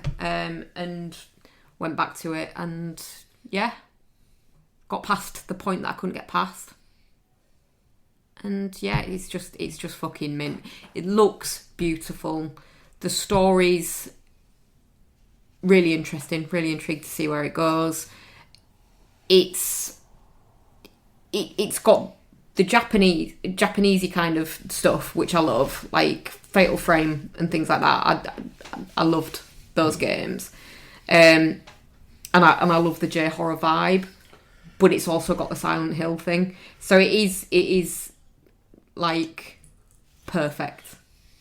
It's got all like the Japanese mythology kind of stuff going on with it as well. So it's it's really good. The monster, a lot of water and and like there's a lot children. of Shinto shrine stuff and stuff about like Japanese religion and things like that in there as well. And the monsters are fucking scary. Like really scary. There's one of the monsters, they call them scarecrows in like the descriptor, but they're Japanese school children. Of course. That are dead. So they've got like grey scary faces and they move. So like they'll either move to point you somewhere, like if you solve a puzzle or whatever, and then sometimes they'll just attack you. But sometimes they'll just stand there, like, you know, scarecrows, and you have to edge round them, but you don't know if they're going to move or not. But like pedophobia, isn't it? The fear of children is a big thing in a lot of Japanese. Your life? What is it? I'm not scared of them, I just fucking hate them. Yeah, I mean, kids are fucking weird, aren't they? Creepy. Sticky. They are sticky. They smell They funny smell as well. terrible. Yeah. But yeah, it's kind of unravelling. Like her friends keep referring to her in conversation where she's not there. She keeps overhearing them referring to her as being dead. And so it's like I don't really know where it's going with the story, but I'm here for finding out. Living the dream. Creepy. Fucking creepy. Some people have blades for legs. Some people are just a random collection of body parts with their butts on the front. Who knows what you're going to get? And what's your reaction to the next Silent Hill game being set in Scotland? I'm honestly like, if they just keep making new Silent Hill games, but they're just set in like new random places, and that looks mint. That clip you sent through was just like, yeah. Do you know what? Yeah, it doesn't have to be geographically set in the same place. Like the Silent Hilliness is the other side shit that you go to. That can be like anywhere. Konami have said that they want to basically do one Silent Hill a year, but like they're spreading it out to different development teams, so it's not like it's necessarily going to be rushed. Like they'll have 2-3 years to actually make the games. But so I think this year is Silent Hill Townfall, and then next year will be the Silent Hill 1 remake that the Silent Hill 2 developers, Bloober team, are doing. And then it'll cycle back round again. So it feels like you're going to get a Silent Hill a year. Yeah, love that for me. Yeah, I just really want to apologise to Silent Hill F for taking this long to get back round to it. Actually, fucking should. Silent Hill 1 coming out means Silent Hill 3 can be redone, and I hope Bloober do that as well. Silent Hill 3 is fucking excellent, but it's a direct sequel to 1. So you can't have 2 then 3. Do you know what I mean? No. Yeah, it'll come. Yeah, it'll happen. I'm so excited. With those fucking spooky Robbie the Rabbits. Oh, and that fucking mall. Don't know. Don't play I it. don't know, mate. Won't play. Ian, you must have played Silent Hill 3. Of course I fucking haven't. Who do you think I am? Well, I don't. I play like 20 minutes of a scary game and then they're too scary. Yeah, that's true. And I go upstairs and watch Pauly Shore movies. Do you know what? I heard I go upstairs and watch Paw and just completely was convinced you were going to say porn. Which would you prefer, porn or Pauly Shore movies? I actually don't know. I haven't watched anything on my own this week. Oh, babe. But we did watch See How They Run, didn't we? Yes, I didn't love that either. Yeah. Terrible that. We watched What's that now? See How They Run. I've watched this since we watched it at the cinema. Yeah. But yeah, it's a good time to See How They Run. Yeah, there's a few, and I think they were all out around the same time that I kind of want to rewatch. And there's this, Amsterdam, and Babylon, and they probably weren't all out particularly close to each other, but it feels like they were. Yeah, you've got one a year, I think, on that. Right. Okay. Similar kind of vibes. Amsterdam and See How They Run are similar kind of vibes. Babylon, maybe not. No, but still like set in times. Yeah. But yeah. What? I mean, all films are set in some time. No, sometimes most of them are just present day. Well, everything happens on that fucking day. That's why it's not advertised. Go on your Google Calendar, it's not there, because they know shit's going to happen on that day. That's true. Yeah, See How They Run. I really enjoyed our rewatch of this. Yeah, it's good time. Saoirse Ronan's very good at just kind of leading the film. She's delightful in this as well. Like, she knows what she's doing. Harris Dickinson as Dickie Attenborough. He's so good. Is he? Yeah, he's so good. I have no real frame of reference for Richard Attenborough. He plays it so well as he's kind of a prick, but he is quite charming with it. Yeah. And yeah, Brody just playing. I think just Adrian Brody. I think he's kind of just playing himself a little bit. But yeah, I did enjoy the See How They Run, and it looks really good. You basically mentioned everyone apart from like the main character. Sam Rockwell is also very good. Sam Rockwell's also very good, yes. But like it's in 4K on Disney Plus, and it looks really nice. Yeah, really enjoyed it. It's good. I like a whodunit. And then what did we watch, Becky? We watched Dude, Where's My Car? We did watch Dude, Where's My Car? Fuck, I forgot to do this. Oh no. Shall we leave it and you can watch it and we'll do retro reviews of that? No, because I'll forget again. Yeah. No, just do it. I'm sorry. So we were a little bit. We were everybody. I think who goes to rewatch Dude, Where's My Car is a little bit like, I remember liking this, but like it's going to be problematic. I'm not going to say it's not problematic in places, because it is a little bit. But the bits where I thought it might have been, like I was thinking, God, am I not going to be a like laugh at the and then bit from the that's it? But I think you can. I don't think that's problematic. I like the Eurotrash alien men. That's mildly problematic. I do like them though. I would want to be friends with them. Yeah. You can be friends with them. I'll be friends with the other ones. Okay. The big titted ones. We are hot chicks. We are not guys, we are hot chicks. Dude, Where's My Car is a movie that I think could have only happened the year it happened. And it's good that it happened, but also I can see why it's a cure for people looking back at it. It is very, very silly. Yeah. But it was very, very silly at the time. Yeah. I mean, the transsexual stripper. That's problematic. That's mildly problematic. Yeah, I didn't like that. It feels like out of sync, because you've got the bit where you've got the Fabio bit, and they pull up in the car next to him, and they try to one-up each other, and they one-up each other by just kissing each other. Like, it's clearly... It's weird in the fact that it throws it around. It's clearly going... Yeah, you've got like the gay panic stuff with the transsexual stripper. Yeah. And then you've got them doing that and they don't even really react to it. And they don't give a shit. Yeah, I don't enjoy the whole gay panic element. It's a bit like... It's a bit weird. Grow up, guys. It does feel a little bit like... Yeah. I also think it's very disappointing that Ashton Kutcher is Ashton Kutcher now. Yeah, because he's quite funny in this. He's quite good at being, like, playing the dumb. Yeah. I was saying, like, at the time, you wouldn't have thought that Sean William Scott would turn out to be the delightful, lovely, wholesome one, and Ashton Kutcher would be cancelled. Yeah. But... Yeah. I mean, you also wouldn't have thought that Jennifer Garner would be in this, but she was. Yeah, she's...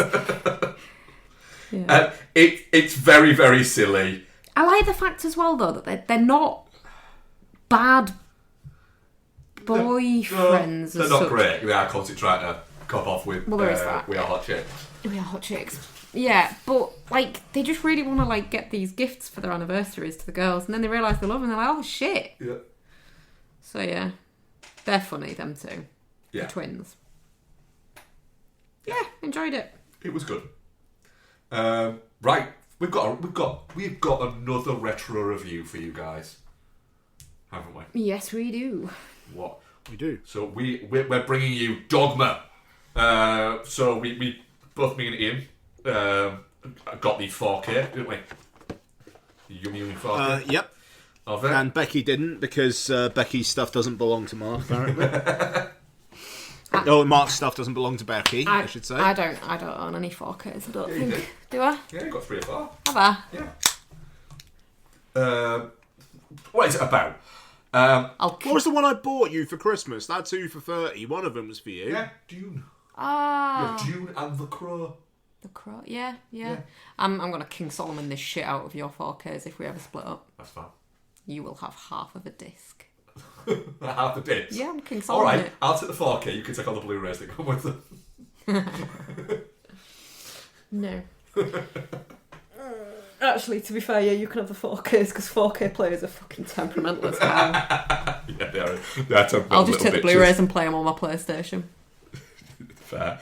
An abortion clinic worker with... She's fucked you there. Yeah, she's right. She's got it me on that one, yeah. I've also got your Stardew save. You can do it. Middle of that there. Just do it. You're a bitch. I'm going to use this one, actually, a different one. 2 fallen angels who were ejected from paradise find themselves banned in Wisconsin. They are now headed for New Jersey, where they find a loophole that can get them back into heaven.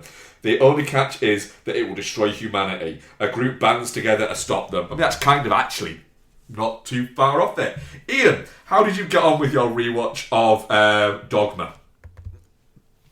Yeah, Dogma's ace, and it is a film which makes me wish Kevin Smith went in a different direction, where I still think he does decent stuff, but Chasing Amy and Dogma were real.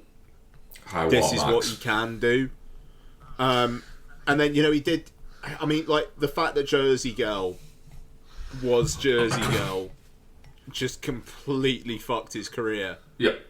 Yeah, and because then after that, he did, he did Clerks 2. He went back to The Well, which after, 2 films before was Jay and Silent Bob Strike Back, which is supposed to be the grand farewell to the View Askew universe, and that's how he presented it.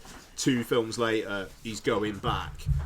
And then he kind of pivots again and does Red State. But with Red State, it's like, I don't know if you remember this. It was like he screened it, I think, at like Sundance, and it was like, I'm going to do a bidding war. Yeah. And like, I'm going to get all these distributors in. And then he just sold it to himself for $1 and then did a fucking, like, toured it around. Yeah.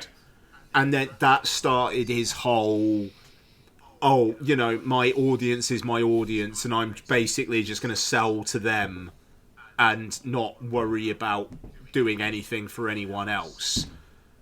And then, you look at Chasing Amy and you look at Dogma, and it's just like, fuck. I would say, like, you can go Clerks. I know people don't like Mallrats. I love Mallrats. Yeah, Mallrats is really fun. I'm not disparaging Clerks or Mallrats. It's just that Chasing Amy was the start of a different direction. Yeah, but that 4-film run is really fucking good. And then yeah, totally. Yeah, and then I mean, Silent Bob Strike Back feels a little bit like him just doing a silly film, which is fine. Jersey Girl is nowhere near as bad as people like to say it is, but it just missed the mark. And like you said, I think he did take that. He went from being the darling to it doesn't seem like he can take the kicking. And it was self-inflicted as well, because we'll get on to Dogma in a sec, but Jay and Silent Bob Strike Back was so I am leaving childish things behind. And then the reaction to Jersey Girl, because of the Ben Affleck and J-Lo thing, and because the film was okay but not great, just completely fucking melted his mind. And just the fact you immediately go to Clerks 2. Clerks 2's decent, but it is going back to the well. So Dogma, the conversations in Dogma are really, really, really interesting, and the story that he's made feels like it's written by a dude who knows his religious shit. Which he was a Catholic boy who went to church every week. Yeah.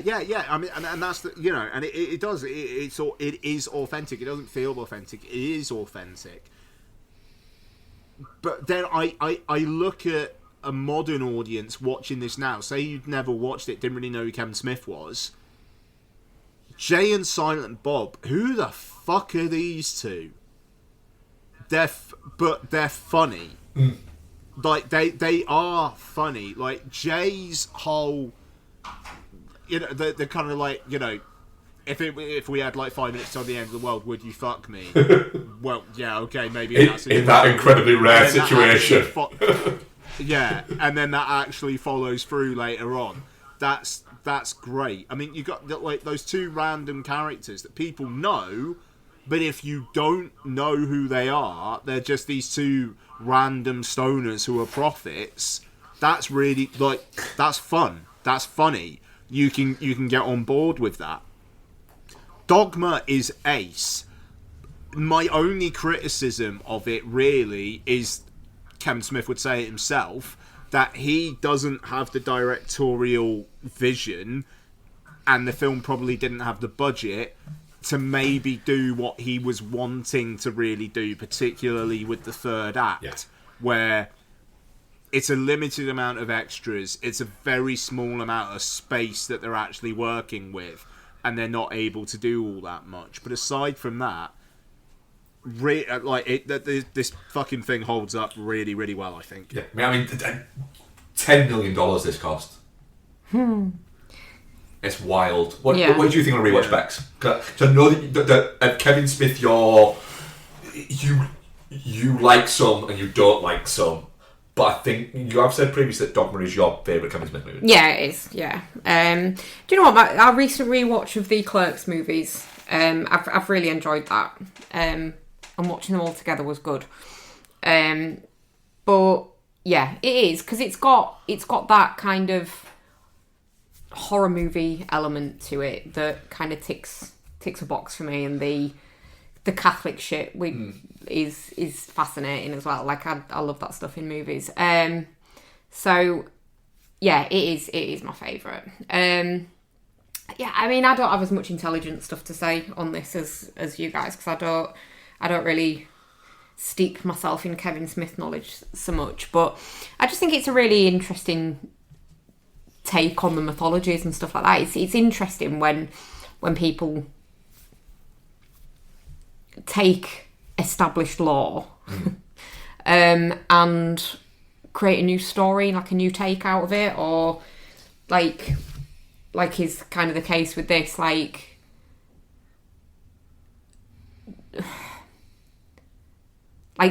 weird quirks in the writings that could be like, yeah, but doesn't that mean that someone could do this? And it's just really, it's clever. It's really clever. And I think with a bigger budget, you'd have got a completely different film. And I think someone with an ego like Kevin Smith has maybe has to be reined in, and I think the budget thing reins him in. I think that the issue is Kevin Smith is a very smart guy. A bit of a tit, though, isn't he? No, I don't think he's a tit. I think the problem is I think he's a very smart guy who. The problem is, he also wants to remind you that he likes dick and fart jokes constantly. And I think that he hones in on certain things. And I think he also is so... He seems like when he gets into something, he is all in on that. He's so into that he'll do this and he'll create a podcast about it. And he'll create... And it becomes like his whole fucking identity. And then he moves on to the next thing. I think maybe not so much in his earlier life, but in his later life, that it's just a bit embarrassing to watch. Like he's gone all in on just being a nepo dad now, and that's his identity. I think it's more his commitment to wearing a sports coat and shorts all of the time. It's like it's almost like you've got it's almost like he's built in a costume that is Kevin Smith's. And like for a while it was the oversized hockey jersey, and now it's a t-shirt and a sports coat, and he's still doing the short thing. It seems like there's all these things. It's a bit like just grow up and buy some fucking jeans, man.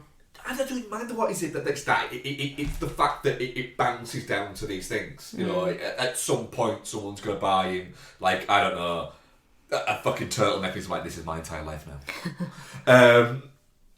It's a really fun cast. It's the perfect. It's the perfect kind of mix of I'm going to have these people and all because of it's quite a small budget. Most of it is just people talking. It's just 2 or 3 people talking to each other and just kind of explaining the shit that's going on. But it's done in a really right. How do I explain this to people? Where? And it's really it's the best of Kevin Smith is when his writing is on point. When his writing is really good because his writing is really good. And he can be funny and he can create these sympathetic characters and he can create these moments. I always think that Kevin Smith is a better director than he gives himself credit for. But yeah, he has his limitations. He is better as a writer, but I don't think anybody else could make a Kevin Smith script. Could film a Kevin Smith script.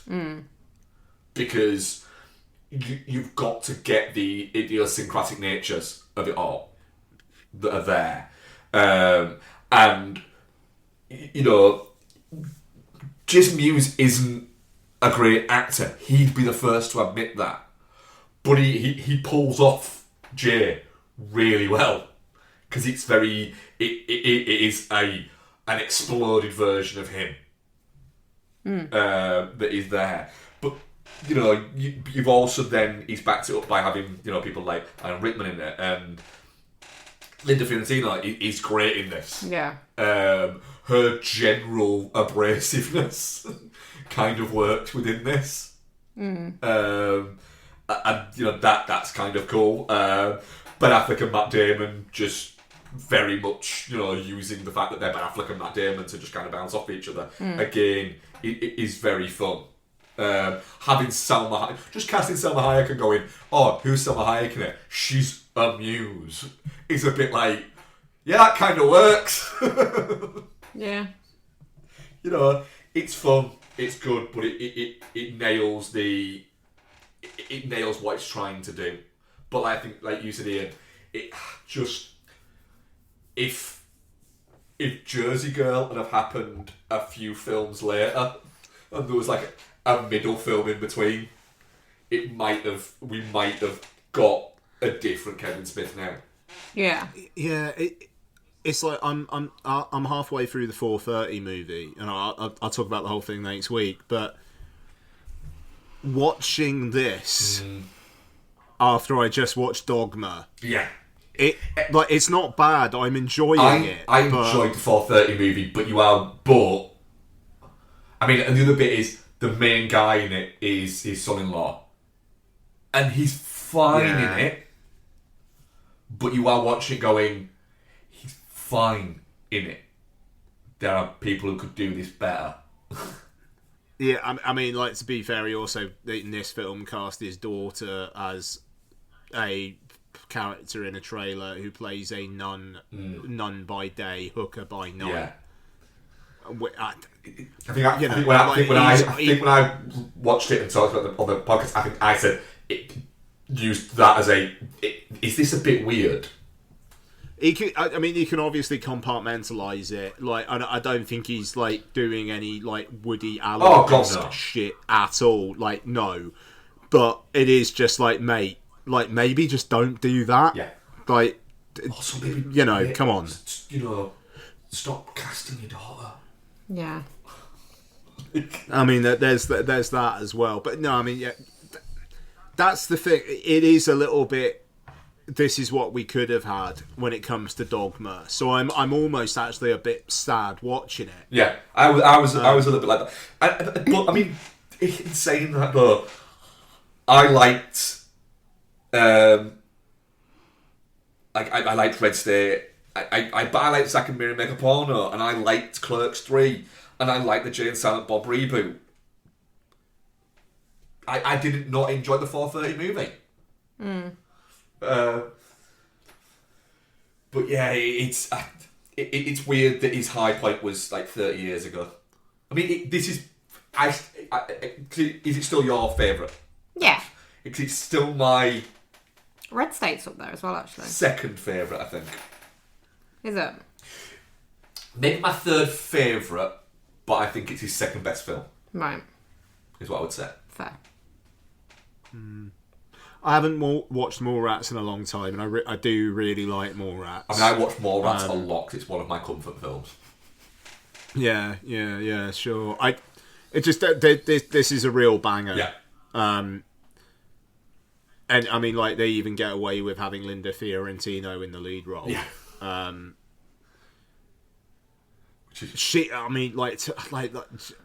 She's pretty lifeless in this, though. You know, like, everybody else in the film feels awake, and she feels like she's just come out of having a nap. I think that's the point, though, isn't That it? is kind of her whole oeuvre, though, isn't it, as well? She's kind, Yeah. You know, she's kind of like that in Last Seduction and Jade. I fucking love Jade. That's right, she was in Jade. Of course she was. Yeah. But look, you know, I mean, Dogma definitely not shit. It's cracking. Yeah, definitely not shit. Our honest polls 100% definitely not shit on that one as well. That's fair. Yeah. It is fair. I think it's a lovely presented. What is that? I'm looking forward to watching some more of the features on that because there's some decent. There's some good stuff in it. That PSP one was just working, just talking about it, and Kevin Smith just dicking about. Yeah, fucking hell, some weird fucking yeah. We do have a question. I'm sure we do. I saw it earlier. Let me find it. So Dylan asked us, on the subject in last week's show about Charlie XCX, musicians acting, and then Green Day. Has anyone seen Billy Joel Armstrong's film Ordinary World? I have. I haven't. Go ahead and talk about it. I'm just going to pull up. So what is it? So he plays like a musician. If I'm remembering it. Yeah, it's like 20 years after, what is it? And he basically, I think it's on the eve of like his 40th birthday or something like that. And he decides to have like a party in a hotel room. And it's just about him looking back on his life there. And it's... I remember actually really quite liking it. I might rewatch it again this week. 10 years old, that's this movie now. But I might rewatch it again this week actually, because I do remember quite enjoying it. And he's quite fun in it. But you've also got like Selma Blair, Judy Greer, Who else have you got in there? Kevin Corrigan's in there. And a man who I just cannot understand how has a career. Fred Armisen is in there. Do not understand that guy at all. He crops up in so much that people must like him, but every time I watch him in anything, it's like, fuck, here we go, here goes all of the energy, because this guy who thinks he's really funny, but he's not, is going to crop up in it. And then people will tell me he's funny, I'm like, when? I've seen him in so much, and he's never been funny. But yeah, I have seen it, and I do remember quite enjoying it, even though I can't. I remember bits of it, but I can't remember the exactness about what it's about. But I'm fairly certain. Yeah, there's a really good cover of Unsatisfied by Replacement in it. Yeah. Oh, fair. Yeah. What are we covering next week? There's a few things out There's next quite a few week. bits out next week, isn't there? Yeah, Gore Verbinski's latest, Good Luck, Have Fun, Don't Die. You're excited for that, Alex? Yeah, we'll do that. We got the Charlie XCX film, The Moment, and a film that feels like it's been trailering for 5 years, Cold Storage, is also out. I'm going to try and get to Cold Storage, Good Luck, Have Fun, Don't Die, and Waste Man. You want to watch Wasteman?